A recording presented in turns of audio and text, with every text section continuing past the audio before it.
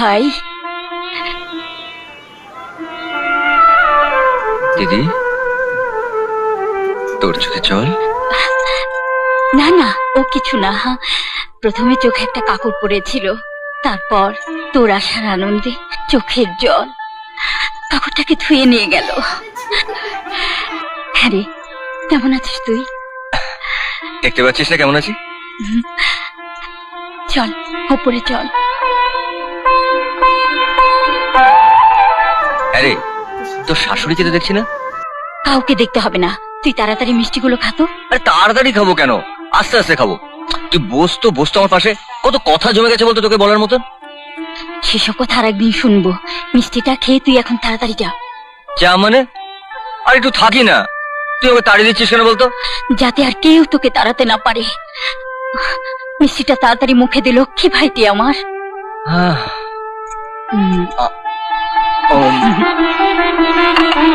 ভালো মিষ্টিটা।